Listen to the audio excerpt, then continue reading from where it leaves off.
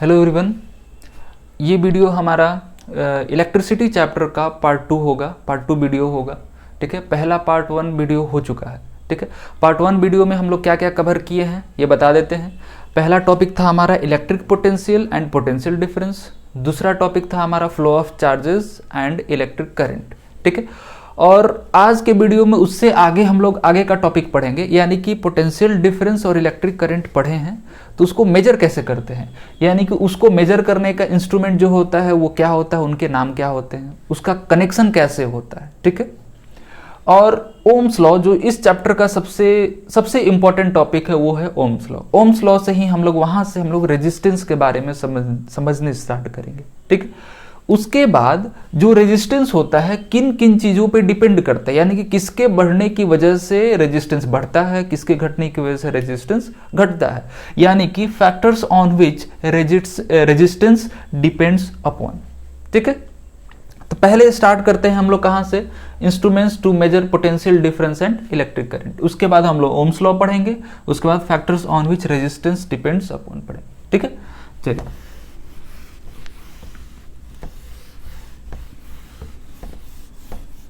कल हम लोग बहुत अच्छे से क्लियर कर चुके हैं कि पोटेंशियल डिफरेंस क्या होता है। ठीक है, और इलेक्ट्रिक पोटेंशियल क्या होता है। तो पोटेंशियल डिफरेंस को मेजर करने का जो यूनिट होता है, यानी कि पोटेंशियल डिफरेंस को जब हम लोग लिखते हैं तो उसका यूनिट क्या होता है, वोल्ट होता है। ठीक है, जिसको कि हम लोग वी से डिनोट करते हैं। ठीक है, तो पोटेंशियल डिफरेंस का यूनिट होता है हमारा पोटेंशियल डिफरेंस।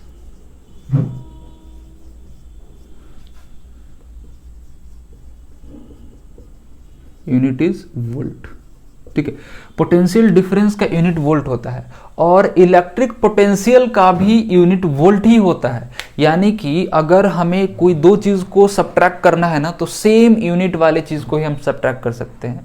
ठीक है, ऐसा नहीं सोचना है कि पोटेंशियल इलेक्ट्रिक पोटेंशियल का भी वोल्ट होगा तो पोटेंशियल डिफरेंस का भी वोल्ट कैसे हो सकता है।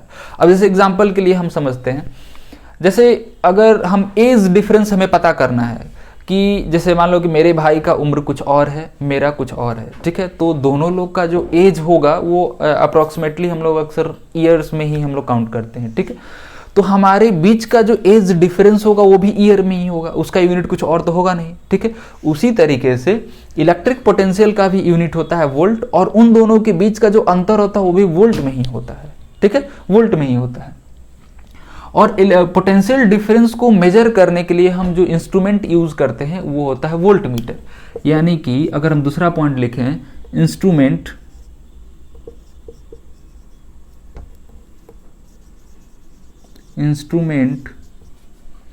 यूज्ड टू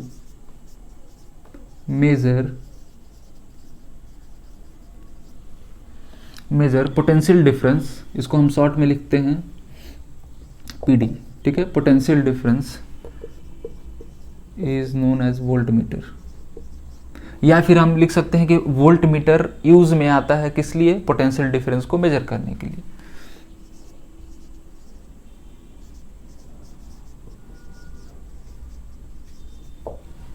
ठीक है, और एक जन का कमेंट आया है कि हमें ईएमएफ और पोटेंशियल डिफरेंस में क्या अंतर होता है। ठीक है, तो ईएमएफ और पोटेंशियल डिफरेंस में अंतर समझने के लिए हमको पोटेंशियल ड्रॉप बताना पड़ेगा। ठीक है, यानी कि सीरीज कॉम्बिनेशन ऑफ रेजिस्टेंस बताएंगे, उसमें पोटेंशियल ड्रॉप कहाँ कहाँ होता है। ठीक है, उसके बाद ईएमएफ और पोटेंशियल डिफरेंस में एक्चुअल अंतर समझ में आएगा, क्योंकि अगर नॉर्मली अगर हम समझाने की कोशिश करेंगे तो और कंफ्यूजन क्रिएट हो जाएगा, क्योंकि दोनों का यूनिट सेम होता है, यानी कि सेम चीज होता है। वो भी एक्चुअल में ईएमएफ भी पोटेंशियल डिफरेंस ही होता है, लेकिन क्या थोड़ा सा अंतर है उसके लिए हमको पोटेंशियल ड्रॉप पढ़ना पड़ेगा। ठीक है, तो इसलिए वो टॉपिक जो है इस वीडियो में कवर शायद ना हो पाए। ठीक है, ओम्स लॉ तक हम कवर करेंगे, फैक्टर्स ऑन विच रेजिस्टेंस किन किन चीज़ों पर डिपेंड करता है वो कवर करेंगे, लेकिन जब हम कॉम्बिनेशन ऑफ रेजिस्टेंस पढ़ाएंगे तो सीरीज कॉम्बिनेशन ऑफ रेजिस्टेंस के बाद हम वो चीज़ वो क्लियर कर देंगे। ठीक है, तो इस वीडियो में जो जो टॉपिक हम लोग सोचे हैं उसको पहले अच्छे से कवर करते हैं, उसके बाद वो चीज़ हम लोग अगले वीडियो में कवर करेंगे। ठीक है, तो ये पहला टॉपिक जो था बहुत इजी था, कल का ही थोड़ा बहुत बचा हुआ था जिसको कि हम लोग आज कवर कर रहे हैं। ठीक है, तो पोटेंशियल डिफरेंस का यूनिट क्या होता है, वोल्ट, और जिसको कि हम लोग V से रिप्रेजेंट करते हैं, V से रिप्रेजेंट करते हैं। यानी कि अगर हमें बताना होगा पोटेंशियल डिफरेंस यानी कि किसी बैटरी का पोटेंशियल डिफरेंस कितना है, तो हम बता सकते हैं 6 वोल्ट। ठीक है, 6 वोल्ट, या फिर 12 वोल्ट का भी हो सकता है, या फिर 24 वोल्ट का भी हो सकता है। ठीक है, तो इस तरह से हम लोग लिखते हैं एग्जाम्पल के लिए सब चीज। और इंस्ट्रूमेंट जो कि वोल्टेज को मेजर करता है उसे हम लोग बोलते हैं वोल्ट मीटर। ठीक है, और ईएमएफ को मेजर वोल्ट मीटर से नहीं किया जा सकता है। ईएमएफ को मेजर करने के लिए दूसरा डिवाइस होता है जिसे हम लोग पोटेंशियोमीटर कहते हैं। ठीक है, और पोटेंशियोमीटर क्या होता है ये हमें 12th क्लास में पढ़ना है। ठीक है, वो डिवाइस ऐसा होता है जो कि सर्किट से करंट खुद ड्रॉ नहीं करता है। ठीक है, इसलिए वो परफेक्ट क्या कहते हैं पोटेंशियल डिफरेंस मेजर कर पाता है, और वही उस बैटरी का ईएमएफ होता है। ठीक है, तो अभी हमको वहां तक नहीं जाना है, जो अभी है हम लोग उसके बारे में समझते हैं। ठीक, तो instrument use to measure the potential difference is known as volt metre.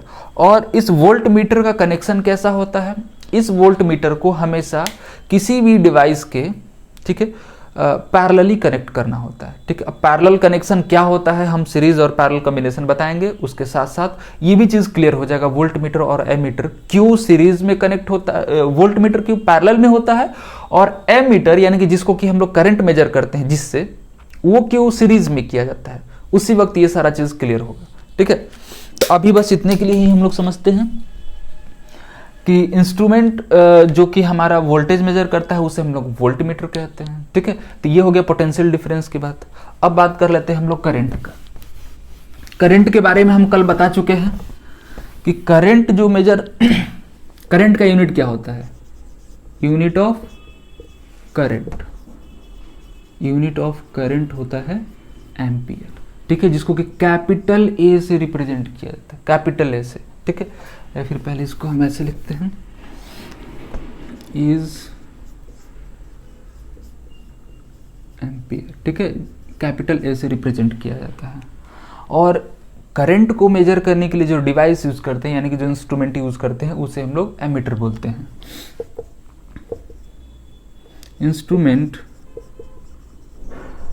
Instrument used for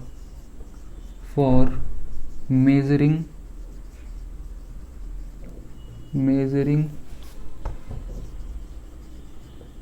current is known as ammeter।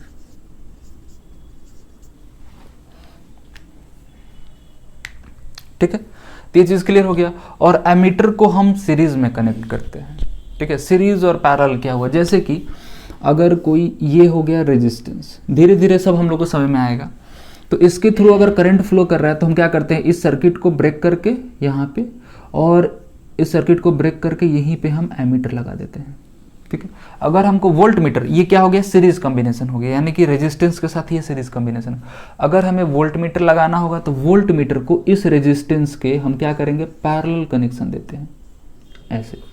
ये क्या कहलाता है, पैरेलल कनेक्शन कहलाता है। ठीक है, यानी कि जो टर्मिनल से इस रेजिस्टेंस का इधर वाला कनेक्टेड होता है, जिस टर्मिनल से इधर वाला कनेक्टेड होता है, उसी टर्मिनल से ये वोल्टेज भी कनेक्ट, यानी कि वोल्ट मीटर भी कनेक्टेड होता है। ठीक है, तो ऐसे कनेक्शन को हम लोग बोलते हैं पैरेलल कॉम्बिनेशन, और इस टाइप के कनेक्शन को हम लोग बोलते हैं सीरीज। ठीक है, इसको तो ऐसे हम लोग को डिटेल में, बहुत डिटेल में आगे पढ़ना है, बस अभी के लिए हम बताएंगे कनेक्शन कैसा होता है।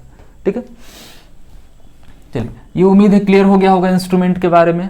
बाकी इंस्ट्रूमेंट के बारे में और हमें आगे पढ़ना है कि एमीटर का रेजिस्टेंस ज़्यादा होता है कि वोल्ट मीटर का रेजिस्टेंस ज़्यादा होता है, और वोल्ट मीटर का आखिर ज़्यादा होता है रेजिस्टेंस तो उसके पीछे का क्या कारण है। ठीक है, और एमीटर वोल्ट मीटर किस चीज़ से बनता है, वो होता है गैल्वेनोमीटर। ठीक है, गैल्वेनोमीटर से ही हम लोग एमीटर और वोल्ट मीटर दोनों बनाते हैं। ठीक है,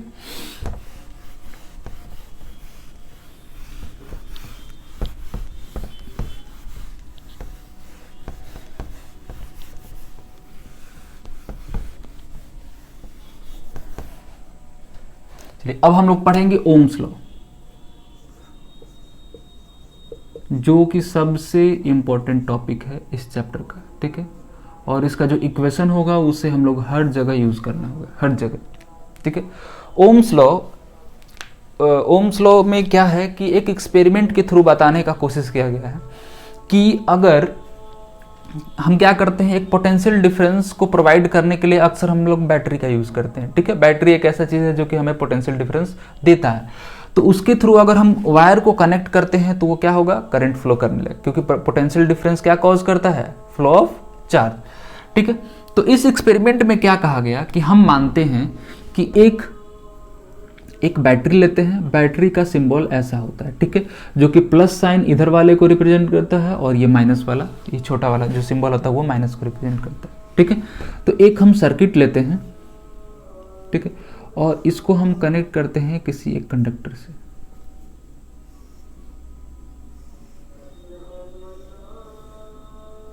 देखिए, अब इसमें क्या है कि हमको मान के चलना है कि ये जो रेजिस्टेंस है ना, मतलब इसी के पास रेजिस्टेंस है, इस वायर के पास रेजिस्टेंस नहीं है।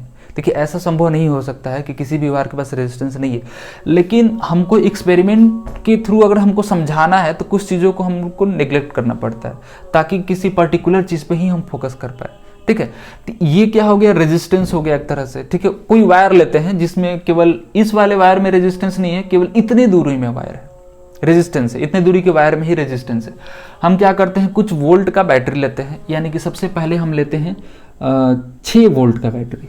ठीक है, शुरू में लेते हैं हम 6 वोल्ट का बैटरी और ये वायर लगा हुआ है। इसके थ्रू क्या होता है, करंट फ्लो करने स्टार्ट हो जाता है और करंट को हम मेजर करने के लिए यहाँ पर एक हम लगा देते हैं एमीटर। ठीक है, यहाँ हम लगा देते हैं एमीटर। तो अगर मानते हैं, एग्जाम्पल के लिए मानते हैं कि अगर 6 वोल्ट का बैटरी लगाएं तो इसके थ्रू जो करंट फ्लो करने लगा वो हो गया 2 एम्पियर का। ठीक है, इसके थ्रू जो करंट जा रहा है वो 2 एम्पियर का जा रहा है। ठीक है, अब उसके बाद हम क्या करेंगे, 6 वोल्ट से बैटरी को हटा के हम इसको कर दिए कितना, 12 कर देते हैं। ठीक है, 6 से हम इसको कर देते हैं 12 वोल्ट। तब हम देखें कि ये जो करंट है ना और ज़्यादा हो गया, यानी कि 2 से कितना हो गया, 4 एम्पियर हो गया, 2 से 4 एम्पियर हो गया। और आगे हम क्या करते हैं, और वोल्टेज बढ़ाते हैं, यानी कि इसको हम करते हैं 24, 24, तो ये हो जाता है कितना, इसका 2 गुना 8 हो जाएगा। ठीक है, 8 एम्पियर होगा। यानी कि हमको यहाँ क्या देखने को मिल रहा है कि जैसे जैसे वोल्टेज बढ़ रहा है वैसे वैसे करंट भी बढ़ रहा है। तो इस चीज़ को हम लोग क्या बोलते हैं, डायरेक्टली प्रोपोर्शनल बोलते हैं। यानी कि वोल्टेज के जो करंट होगा वो क्या होगा, डायरेक्टली प्रोपोर्शनल होगा। यानी कि हम यहाँ लिख सकते हैं कि V directly proportional to I। और प्रोपोर्शनल का मतलब समझ में आता है ना, डायरेक्टली प्रोपोर्शनल का मतलब ये हुआ कि जितना टाइम्स वोल्टेज बढ़ेगा उतना ही टाइम्स करंट भी बढ़ेगा। यानी कि अगर हम 6 वोल्ट करंट पे हम क्या किए, 6 वोल्ट पोटेंशियल डिफरेंस पे हम क्या किए थे, करंट 2 एम्पियर रखे थे। अगर 6 से 12 हुआ यानी कि वोल्टेज कितना हुआ, 2 गुना गया, तो करंट को भी 2 गुना होना जरूरी है। अगर 2 गुना नहीं होता है तो वो प्रोपोर्शनल नहीं कहलाएगा। भले मानते हैं कि ये बढ़ा तो वो भी बढ़ा, लेकिन जितना गुना ये बढ़ा उतना ही गुना वो भी बढ़ना जरूरी है, नहीं तो वो प्रोपोर्शनल नहीं कहलाएगा। ठीक है, तो इसलिए अगर ये 6 से 12 हुआ था तो उस वक्त हमारा करंट कितना हुआ था, 4। अगर 12 से 24 हुआ तो वहां करंट कितना हो गया हमारा, 8 एम्पियर। ठीक है, तो इसे हम लोग बोलते हैं डायरेक्टली प्रोपोर्शनल। लेकिन प्रोपोर्शनल का मतलब ये नहीं होता कि ये दोनों इक्वल है। ठीक है, ये बढ़ रहा है ये भी बढ़ रहा है, यानी कि हो सकता है कि ये छोटा वैल्यू है ये बड़ा वैल्यू हो, ये भी हो सकता है किसी केस में कि ये छोटा वैल्यू हो ये बड़ा वैल्यू हो, लेकिन दोनों इक्वल नहीं होगा। अब दोनों इक्वल होगा उसके लिए हमें क्या करना पड़ेगा, हमें जो छोटा वाला वैल्यू है उसमें कुछ पर्टिकुलर नंबर को मल्टीप्लाई करना पड़ेगा, जिसकी वजह से दोनों क्या हो जाएंगे, इक्वल हो जाएंगे। ठीक है, और वही नंबर जिसको मल्टीप्लाई करने से ये दोनों इक्वल होता है उसी को हम लोग बोलते हैं कांस्टेंट। ठीक है, उसको हम लोग बोलते हैं कांस्टेंट, और वो कांस्टेंट यहाँ पर क्या है, रेजिस्टेंस। ठीक है, तो यहाँ हो जाएगा V is equal to RI। ठीक है, हम क्या किए, जब रेजिस्टेंस को हम मल्टीप्लाई कर दिए तो ये क्या हो गया, इक्वल हो गया। समझ रहे ना, जितनी भी रेजिस्टेंस उसको हम मल्टीप्लाई कर दिए तो इक्वल हो गया। और इसको हम लोग ज़्यादातर केसेस में V is equal to IR बोलते हैं। ठीक है, V is equal to IR, यही है हमारा ओम्स लॉ। और ओम्स लॉ में इसके अलावा एक लाइन और जोड़ा गया है। ठीक है, इसके अलावा एक लाइन और जोड़ा गया है, वो ये है कि कीपिंग द टेम्परेचर कांस्टेंट। यानी कि ये जो प्रोपोर्शनैलिटी है कब तक वैलिड रहेगा, यानी कि मतलब ये 2 गुना हुआ ये भी 2 गुना हुआ, ये 3 गुना हुआ ये भी 3 गुना हुआ। ठीक है, ये कब तक चलेगा, जब तक टेम्परेचर को हम कांस्टेंट रखें। ठीक है, क्योंकि अगर टेम्परेचर को हम बढ़ाएंगे तो वो रेजिस्टेंस पे क्या डालेगा, इफेक्ट डालेगा। अगर रेजिस्टेंस बढ़ा तो वोल्टेज बढ़ाने के बावजूद भी उतना करंट नहीं बढ़ेगा। सही हमारी बात को ना, यानी कि रेजिस्टेंस हर केस में कांस्टेंट नहीं रह सकता। भले हम बोल रहे हैं कि यहाँ पर रेजिस्टेंस कांस्टेंट है, लेकिन उसके पीछे का कारण हमें टेम्परेचर को कांस्टेंट रखना है। अगर हम टेम्परेचर को कांस्टेंट नहीं रखेंगे तो रेजिस्टेंस चेंज कर जाएगा। ठीक है, रेजिस्टेंस और भी कई चीज़ों पे डिपेंड करता है, जैसे लेंथ हो गया, क्रॉस सेक्शन एरिया हो गया, लेकिन इस केस में हम रेजिस्टेंस को चेंज ही नहीं कर रहे हैं। इस केस में हम रेजिस्टेंस को जब चेंज ही नहीं कर रहे हैं तो एक ही चीज़ हो सकता है जो कि रेजिस्टेंस पे असर डाले, वो है टेम्परेचर। अगर टेम्परेचर राइज किया तब इसका रेजिस्टेंस डिफर कर सकता है। ठीक है, तो ये चीज़ इसीलिए ओम्स लॉ में लास्ट में ऐड किया रहता है, कीपिंग द टेम्परेचर कांस्टेंट, यानी कि हमको टेम्परेचर ना घटाना है ना बढ़ाना है। ठीक है, इस एक्सपेरिमेंट में तो ये था हमारा ओम्स लॉ। और ओम्स लॉ अगर हमें लिखना होगा तो हम कैसे लिखेंगे? ठीक है, ओम्स लॉ में हम ये लिखेंगे कि करंट थ्रू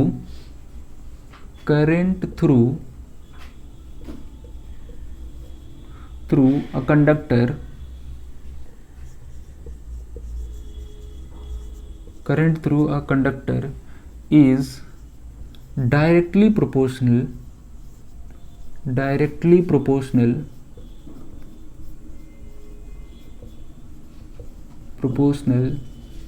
to the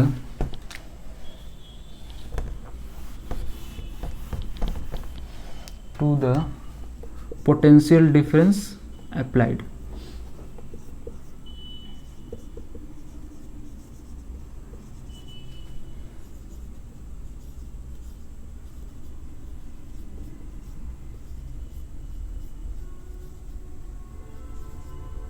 ठीक है, उसके बाद एक और लाइन रहेगा हमारा,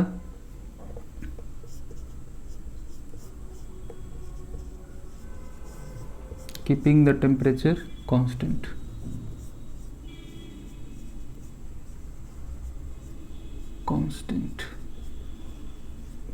ठीक है, समझ आ गया। और यहां से उसी चीज को हम लोग मैथमेटिकली रिप्रेजेंट किए हैं, v directly proportional to i। और ये जो i होगा v के इक्वल कब होगा? जब उसके साथ हम रेजिस्टेंस मल्टीप्लाई करेंगे। ठीक है, और ये r जो होगा ना हर केस में इक्वल आएगा। ठीक है, जैसे कि अभी हम क्या बताए थे कि अगर हम वोल्टेज अप्लाई कर रहे हैं कितने का, 6 वोल्ट का, तो हमारा करंट कितना हो रहा है? 2 एम्पियर। ठीक है, अगर हम 12 का लगा रहे हैं, ठीक है, तो यहाँ पर करंट कितना हो जा रहा है? 4 एम्पियर। अगर हम 24 का लगा रहे हैं तो करंट कितना हो जा रहा है? 8 हो जाएगा। ठीक है, ये 8 हो जा रहा है। तो यहाँ पर अगर इन दोनों को डिवाइड करते हैं, यानी कि इन दोनों को डिवाइड करते हैं, कितना आएगा? 3 आएगा। फिर अगर इन दोनों का डिवाइड करते हैं वापस से 3 आएगा, इन दोनों को डिवाइड करते हैं वापस से 3 आएगा। यानी कि अगर हर बार अगर हम इन दोनों में 3 मल्टीप्लाई कर दें, 3 मल्टीप्लाई कर दें, तो ये इस साइड वाला इसके बराबर हो जाएगा। अगर हम 3 मल्टीप्लाई इधर नहीं किए हैं तो ये दोनों इक्वल नहीं हो सकता है। अगर हमको इक्वल करना है तो जितने फैक्टर्स ये डिफर कर रहा है उतना को मल्टीप्लाई करना पड़ेगा। यानी कि अगर यहाँ भी 3 मल्टीप्लाई किए तो यहाँ भी 3 मल्टीप्लाई करें, देखो 2 इंटू 3 कितना हो जाएगा? 6, 4 इंटू 3 कितना होगा? 12, 8 इंटू 3 कितना होगा? 24। यानी कि ये नंबर नहीं चेंज कर रहा है, ये नंबर नहीं चेंज कर रहा है। ये चेंज करेगा तो ये भी चेंज कर रहा है, ये कर रहा है, ये भी चेंज कर रहा है, इसके चेंज करने की वजह से ये भी चेंज कर रहा है, लेकिन ये चीज़ चेंज नहीं कर रहा है। यही चीज़ चेंज ना करने की वजह से इसको हम लोग कांस्टेंट बोलते हैं। ऐसा नहीं है कि किसी भी केस में चेंज नहीं करेगा।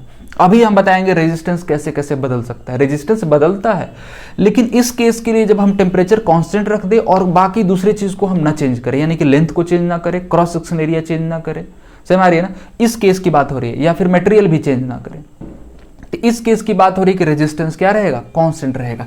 तो यही जो चीज़ है, बार बार जो चीज़ चेंज नहीं हो रही है, इसी को हम लोग क्या बोले हैं? रेजिस्टेंस। और यही रेजिस्टेंस मल्टीप्लाई होने की वजह से ये क्या हो जा रहा है? दोनों साइड इक्वल हो रहा है। यहाँ हम लोग देख लिए ना, इसी की वजह से यहाँ पर हम इक्वल टू लगाते हैं। ठीक है, यही कारण है कि यहाँ पर आर मल्टीप्लाई करने की वजह से ये इक्वल हो जाता है। ठीक है, ये था हमारा ओम्स लॉ। और इस रेजिस्टेंस का यूनिट क्या होता है? आर यहां पर क्या है? Where R is resistance. R क्या है? रेजिस्टेंस। और इसका यूनिट क्या होता है? ऐसा यूनिट होता है इसका ओम। ठीक है, ओम, जिसको कि रिप्रेजेंट किया जाता है इस सिंबल से, ठीक है। आर इज रेजिस्टेंस, यानी कि आर जो लिख रहे हैं यहाँ पर रेजिस्टेंस है, और ऐसा यूनिट ऑफ रेजिस्टेंस ओम से रिप्रेजेंट किया जाता है। और वोल्टेज को हम बता ही दिए हैं, पोटेंशियल डिफरेंस को वी से रिप्रेजेंट भी किया जाता है, और उसका यूनिट भी वोल्ट होता है, ठीक है, तो उसको भी वी से ही लिखा जाता है। और आई क्या है, करंट है, जिसका कि यूनिट होता है एम्पियर। क्लियर, इसमें किसी को कोई दिक्कत?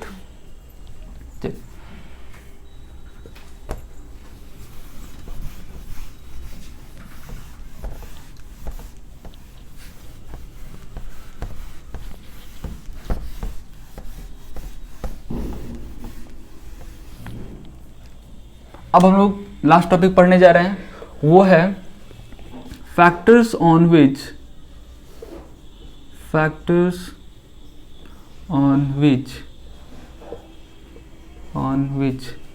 रेजिस्टेंस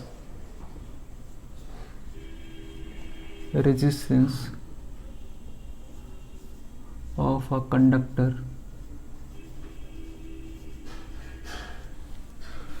डिपेंड्स अपॉन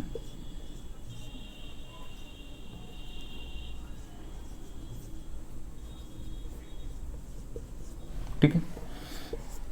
सबसे पहला फैक्टर लेंगे हम क्या, रेजिस्टेंस किस किस चीज पे डिपेंड करता है। सबसे पहले हम लोग लेंथ को लेते हैं, ठीक है। लिखेंगे यहां पर resistance of a conductor increases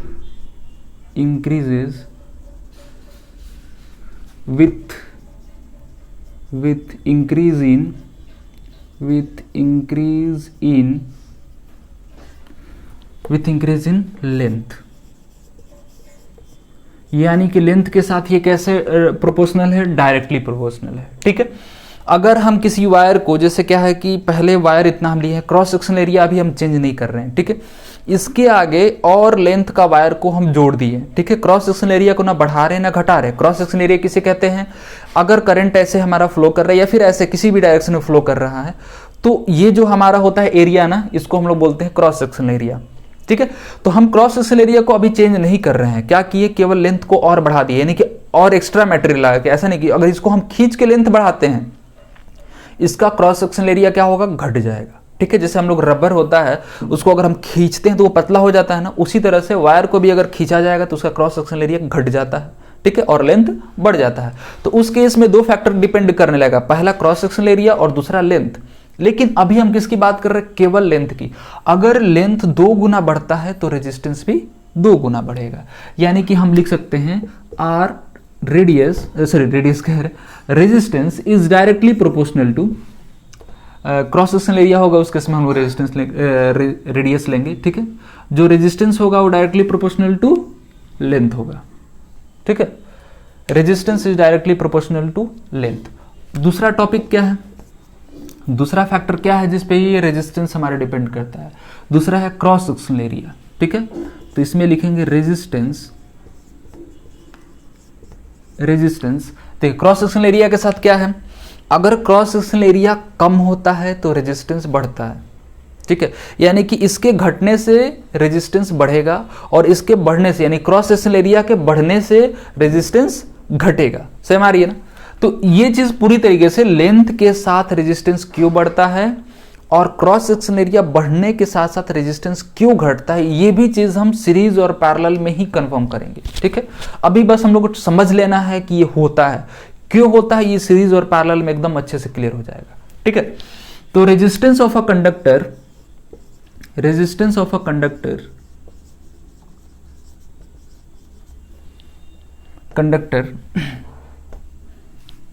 increases with decrease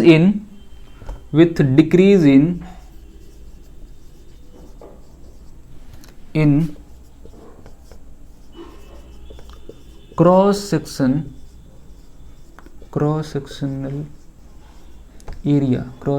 area of wire या फिर कंडक्टर, ठीक है। यानी कि resistance is inversely proportional to cross sectional area, इसको हम ऐसे लिखेंगे, ठीक है, 1/8। ये जो था दो सबसे मेन चीज़ था, ठीक है, ऐसा नहीं दूसरी चीज़ उतनी इंपॉर्टेंट नहीं है, लेकिन ये जो है सबसे ज़्यादा फैक्टर डिपेंड करता है, ठीक है।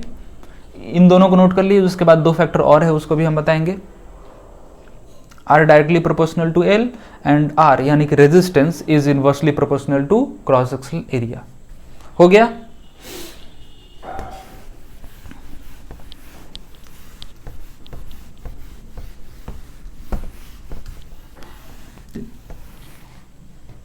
हमारा जो थर्ड होगा वो होगा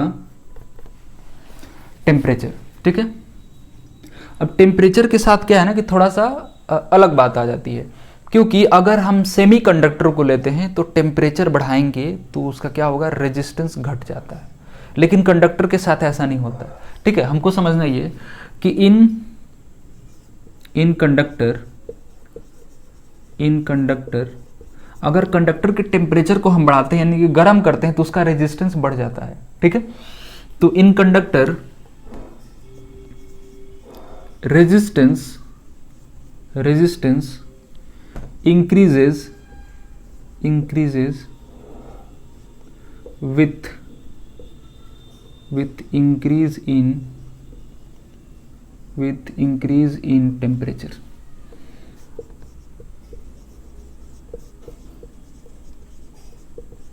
ठीक है। यानी कि ये भी क्या है, टेम्परेचर के साथ डायरेक्टली प्रोपोर्शनल है। और हमारा जो फोर्थ आता है वो भी ये सबसे इंपॉर्टेंट एक तरह से हम कह सकते हैं, वो है टाइप ऑफ मटेरियल कौन सा यूज कर रहे हैं। यानी कि अगर हम दो सेम, ठीक है, दो सेम लेंथ और क्रॉस सेक्शनल एरिया का वायर भी लेते हैं, फिर भी क्या होगा, एक का कंडक्टर कम, एक कंडक्टिविटी कम और दूसरे का कंडक्टिविटी ज्यादा हो सकता है। वो किस चीज पर डिपेंड करेगा कि किस टाइप का मटेरियल है। यानी कि हम कहते हैं ना कि कॉपर का रेजिस्टेंस क्या होता है, बहुत कम होता है, यानी कि वो क्या अच्छा कंडक्टर होता है अगर हम एल्यूमिनियम या फिर आयरन के कंपैरिजन में हम कंपेयर करें, ठीक है।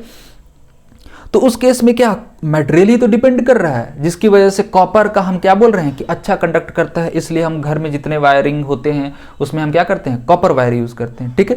क्योंकि रेजिस्टेंस जो है वो मटेरियल का भी एक तरह का प्रॉपर्टी होता है, ठीक है। मटेरियल के साथ ही वो चीज आता है, हम बाद में उसको चेंज नहीं कर सकते, ठीक है। तो हम यहां क्या लिख सकते हैं, रेजिस्टेंस depends on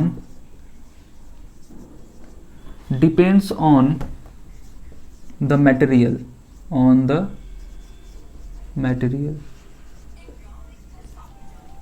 ठीक है। Resistance depends on the material, किस तरह का हम मटेरियल यूज करते हैं, ठीक है। हर मटेरियल का क्या होता है, अपना एक रेजिस्टिविटी होता है। अब रेजिस्टिविटी क्या होता है, उसको रो से रिप्रेजेंट किया जाता है, वो हम आगे चल के भी बता रहे हैं, ठीक है। तो ये तीनों चीज, चारों टॉपिक क्लियर हो गया अच्छे से, ठीक है। और उस इक्वेशन को अभी हम क्या करेंगे, कंबाइन करेंगे।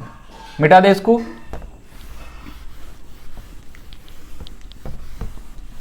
चलिए, अब क्या था, हम लोग दो इक्वेशन हमारा क्या मिला था, resistance is directly proportional to length, पहला पॉइंट इक्वेशन ये एक तरह से कह सकते हैं, और R directly inversely proportional to cross sectional area. जब इन दोनों को अगर हम कंबाइन करते हैं तो हमें क्या मिलता है, R directly proportional to L by A, ठीक है, ये चीज मिलता है। लेकिन यहां प्रोपोर्शनैलिटी है, ठीक है। अब यहां इक्वल टू कैसे रहेगा, यहां भी एक आएगा क्या, कांस्टेंट, ठीक है। एक कांस्टेंट आएगा जिसे कि हम लोग बोलते हैं रो, ठीक है। तो अगले केस में हम क्या करेंगे, R is equal to rho L by A, और यही जो रो है ना, यही रो है वो मटेरियल पे डिपेंड करते हैं, जिससे कि हम लोग रेजिस्टिविटी बोलते हैं। अभी हम रेजिस्टिविटी अच्छे से एक्सप्लेन करेंगे, ठीक है। इसी चीज को हम लोग क्या बोलते हैं, रेजिस्टिविटी बोलते हैं। अगर किसी मटेरियल का रेजिस्टिविटी दिया है, लेंथ दिया है और क्रॉस सेक्शनल एरिया दिया है, तो उसका हम रेजिस्टेंस पता कर सकते हैं। ये है हमारा फॉर्मूला, जिससे कि हम रेजिस्टेंस पता कर, रेजिस्टेंस पता करने के एक और फॉर्मूला था जो ओम्स लॉ था, V is equal to I R, ठीक है। वहां क्या है, वोल्टेज और करंट को यूज करके हम रेजिस्टेंस निकाल रहे थे। यहां पर वोल्टेज और करंट की कोई जरूरत नहीं है, ठीक है। उसका लेंथ कितना है, क्रॉस सेक्शनल एरिया कितना है, और उसका रेजिस्टिविटी, रो को हम लोग क्या लिखते हैं, resistivity, where rho is resistivity,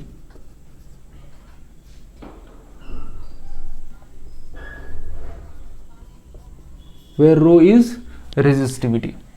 ठीक है, और रेजिस्टिविटी को अभी हम एक्सप्लेन करते हैं। ठीक है, ये हो गया